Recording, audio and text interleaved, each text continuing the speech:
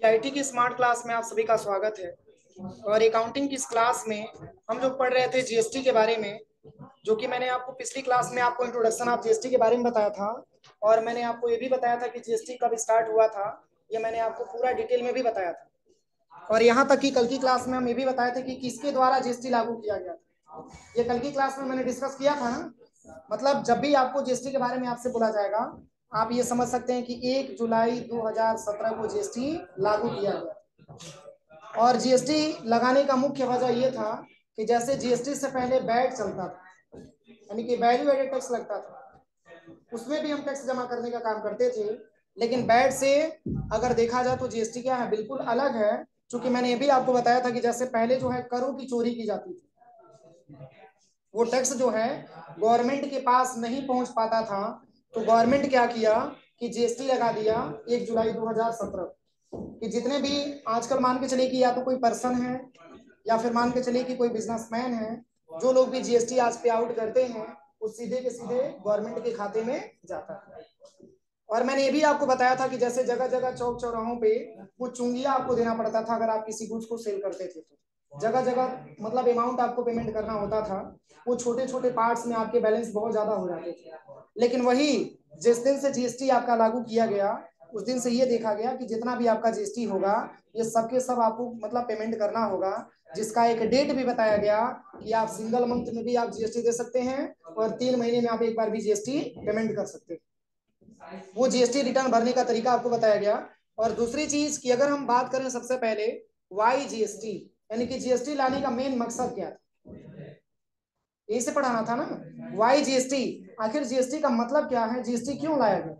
तो देखिए जीएसटी लाने का मेन मकसद गवर्नमेंट को ये था कि जैसे जो भी आजकल के जैसे कि मान के चले कि जीएसटी से पहले जो है क्या था, जो जगह जगह आपको टैक्स वगैरह देना पड़ता था, जगह जगह कर आपको देना पड़ता था, जो गवर्नमेंट को सीधे सीधे पेमेंट नहीं मिल पाता था उसको, मतलब ये इनकम का स्रोत उसको नहीं हो पाता था।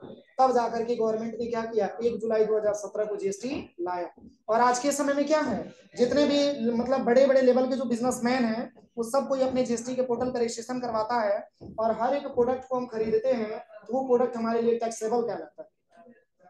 टैक्सेबल का मतलब हर एक प्रोडक्ट पे हम जीएसटी पेमेंट करते हैं, और वो छोटा छोटा जीएसटी बड़े बिजनेसमैन ले करके और तब जाकर के वो गवर्नमेंट को टैक्स के रूप में जमा करते हैं।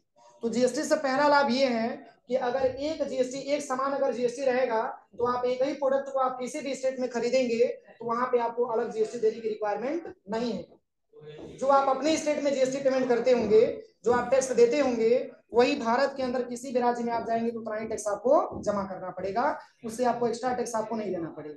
पहली तो फायदा ये रहा। और दूसरी चीज मैंने आपको ये भी बताया कि गवर्नमेंट अगर जीएसटी लाया तो जीएसटी का पैसा गवर्नमेंट कहाँ कहाँ यूज करता है। मैंने आपको बताया बहुत सारे, मैंने आपको ऑप्शंस के बारे में बताया कि वो जो जो भी पैसा जीएसटी में जमा होता है वो गवर्नमेंट उस पैसे को इंक्लूड करके इकट्ठा करके और जगह जगह वो जो डिस्ट्रीब्यूट करने का काम करती है। जैसे कि मान के चले कि ऐसे बहुत सारे जो है, बहुत सारे जैसे आवास वगैरह मिलता है, या फिर बहुत सारी जो सड़कें वगैरह बनाए जाते हैं, या बहुत सारी जो आगजनी की घटनाएं हो जाती हैं, उस केस में जो गवर्नमेंट हेल्प करने का काम करता है वो जीएसटी से कुछ पैसा होता है, कुछ और भी फंड मिला करके, और तब जाके वो गरीबों में डिस्ट्रीब्यूट करने का काम करता है। तो जीएसटी का मुख्य रूप यही है कि आप ये समझिए कि जो टैक्स आपका जगह जगह चौक चौराहों पे जो आप देते थे उसको बचा करके आप आसानी तरीके से गवर्नमेंट को दे सकते हैं, ताकि गवर्नमेंट उस चीज को आसानी तरीके से प्राप्त करके और जो है वो लोगों में, गरीबों में वो पैसा क्या कर सके, डिस्ट्रीब्यूट कर सके। इससे गवर्नमेंट ने ये क्या किया, रूल अपनाया। एक्चुअल में अगर देखा जाए तो जीएसटी कितने प्रकार के होते हैं, जीएसटी कितने प्रकार के होते हैं, तो जैसे मैंने आपको कल की क्लास में मैंने आपको पढ़ाया था कि टैक्स जो होता है जैसे आपका इनडायरेक्ट होता है और दूसरा आपका डायरेक्ट होता है। इसके अलावा भी हम कैसे समझेंगे कि हमको जीएसटी कैसे देना होता है। जैसे अगर हम बात करें यहाँ पे टाइप्स ऑफ जीएसटी के बारे में, तो यहाँ पे एक देखिए स्ट्रक्चर यहाँ पे बना हुआ है टाइप्स ऑफ जीएसटी के बारे में, यानी कि कितने प्रकार का जीएसटी होता है, हम इसको कैसे समझेंगे। तो देखिए जीएसटी मुख्यतः 4 प्रकार के होते हैं।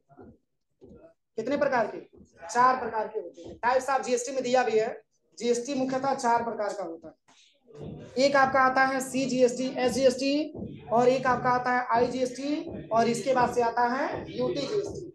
अब चारों में अंतर क्या है, तो देखिए सी जीएसटी का मतलब होता है सेंट्रल टैक्स, सी जीएसटी का मतलब सेंट्रल टैक्स होता है, और एस जीएसटी का मतलब स्टेट टैक्स होता है। और IGST का मतलब होता है इंटीग्रेटेड टैक्स, और UTGST का मतलब होता है यूनियन टेरिटरीज जीएसटी, जिसको केंद्र शासित प्रदेशों में लगाया जाता है।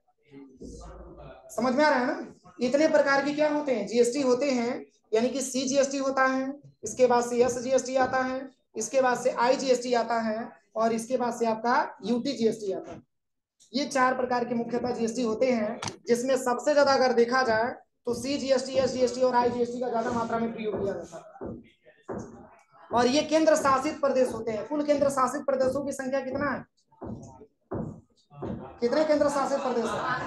हाँ, 7 केंद्र शासित प्रदेश है ना। इन 7 केंद्र शासित प्रदेशों में UTGST लागू होता है। क्या लागू होता है? UTGST लागू होता है। अब हमको कैसे पता चलेगा कि CGST, SGST क्या होता है और IGST कहाँ होता है? मतलब CGST, SGST का प्रयोग कहाँ करेंगे और IGST का प्रयोग कहाँ करेंगे? तो देखिए यहाँ पे एक स्ट्रक्चर और आपको बना हुआ मिलेगा। यहाँ पे सबसे पहले यहाँ पे लिखा हुआ है sale of goods or services. अगर हम किसी गुड्स का मतलब कोई सामान और सर्विस का मतलब कोई सेवा, अगर हम किसी गुड्स या सर्विस को सेल करते हैं तो इसकी 2 कैटेगरी बनती है। एक आपका आता है इंट्रा स्टेट और दूसरा आपका आता है इंटर स्टेट। अब इन दोनों को हम कैसे समझेंगे? तो देखिए, इंट्रा स्टेट का मतलब होता है अपने स्टेट के अंदर, इंट्रा स्टेट का मतलब होता है अपने स्टेट के अंदर, और इंटर स्टेट का मतलब होता है अपने स्टेट के बाहर।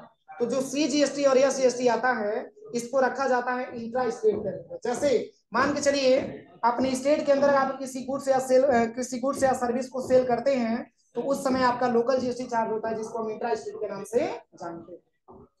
जैसे कि मान के चलिए कि जो है आपने जो है किसी गुड्स को आपने सेल किया, आपने कुशीनगर जिले से देवरिया जिले में आपने सेल किया, तो अपने स्टेट के अंदर ही होगा ना। या फिर मान के चलिए कि आपने पडरौना से गोरखपुर को सेल किया, तो अपने स्टेट के अंदर ये ट्रांजेक्शन हो रही है। तो इस ट्रांजेक्शन पे आपका इंट्रा स्टेट GST चार्ज होता है, जिसमें CGST और SGST लगता है। और वही जैसे अपने यूपी से अगर आप सेल कर रहे हैं बिहार राज्य में, तो इस प्रकार के सेल को इंटर स्टेट GST के नाम से भी हम जान सकते हैं। दोनों में अंतर समझ में आ रहा है ना? इंट्रा स्टेट का प्रयोग अपने स्टेट के अंदर और इंटर स्टेट का प्रयोग अपने स्टेट के बाहर। ये दोनों मामलों में आपको GST देना होता है, लेकिन कंफ्यूजन ये होता है कि हमको GST कैसे पेमेंट करना है। तो देखिए, इंट्रा स्टेट जो होता है ये 2 भागों में बढ़ जाता है। कितने भागों में? 2 भागों में बढ़ जाता है, जिसमें एक आपका CGST आता है और एक आपका SGST आता है। तो CGST का मतलब सेंट्रल टैक्स हो जाता है, और स्टेट का मतलब यस का मतलब स्टेट टैक्स हो जाता है। यानी कि ये 2 पार्टीशन हो जाती है इसकी, एक CGST हो जाता है और एक SGST हो जाता है। लेकिन वही अगर इंटीग्रेटेड सर्विसेज के बारे में बात करें या इंटर स्टेट के बारे में बात करें, तो इसकी मात्र एक ही पार्टीशन होती है, जिसको हम IGST के नाम से बोलते हैं, और इसका पूरा नाम होता है integrated tax, integrated goods and service tax होता है। और इसका पूरा नाम होता है central goods and service tax होता है, और इसका होता है state goods and service tax होता है। अब दोनों में कोई कंफ्यूजन नहीं होगा, बस सबसे ज्यादा इसी टैक्स का ज्यादा मात्रा में इस्तेमाल किया जाता है। UTGST का बहुत ही कम इस्तेमाल होता है। जैसे इस पूरे ट्रांजेक्शन में UTGST का कोई मतलब नहीं दिया गया, बस आप ये समझिए कि उसको भी GST के अंतर्गत रखा गया है। अगर आपसे पूछा जाएगा GST कितने प्रकार का होता है, तो आप बता सकते हैं 4 प्रकार का होता है। CGST, SGST और IGST और UTGST। और इसमें मुख्यतः 2 प्रकार के GST होते हैं। एक आपका जो है इंट्रा स्टेट आता है, दूसरा आपका इंटर स्टेट आता है। इंट्रा स्टेट का मतलब अपने स्टेट के अंदर 2 प्रकार के GST, एक CGST और दूसरा SGST। और इंटर स्टेट का मतलब अपने स्टेट के बाहर, यानी कि जैसे यूपी से अगर कोई प्रोडक्ट आप बिहार में सेल कर रहे हैं, या बिहार से कोई प्रोडक्ट आपका यूपी में सेल हो रहा है, तो इस केस में इंटर स्टेट GST सप्लाई। अब चलिए, वही इसमें दिया हुआ है पूरा जो मैंने आपको बताया है। अब इसमें अगला जो टॉपिक आता है, इसको थोड़ा सा आप लोग पढ़ लीजिएगा, ये पूरा दिया हुआ है, बैट वगैरह सब यहाँ पे दिया हुआ है। यहाँ पे जो अगला ऑप्शन आता है वो है आपका ड्यूअल GST मॉडल। क्या दिया है? Dual GST model. अब ड्यूअल GST मॉडल क्या होता है, देखिए यहाँ पे लिखा भी है, जो मैंने अभी आपको बताया वही ड्यूअल GST मॉडल में यहाँ पे दर्शाया भी है। कह रहा है कि ड्यूअल GST मॉडल के अनुसार स्टेट गवर्नमेंट और सेंट्रल गवर्नमेंट दोनों को टैक्स लगाने और कलेक्ट करने का अधिकार दिया गया। ये ड्यूअल GST का मॉडल ये कह रहा है, यहाँ पे सबसे पहले बताया गया है कि ड्यूअल GST मॉडल के अनुसार स्टेट गवर्नमेंट और सेंट्रल गवर्नमेंट दोनों को टैक्स लगाने और कलेक्ट करने का अधिकार दिया गया। समझ में आ रहा है ना? सेंट्रल गवर्नमेंट जो होगा वो अपने हिसाब से जीएसटी लगाएगा और अपने हिसाब से वो जीएसटी को कलेक्ट करेगा। अगर स्टेट गवर्नमेंट है तो अपने हिसाब से जीएसटी लगाएगा और अपने हिसाब से वो जीएसटी को कलेक्शन करने का काम करेगा।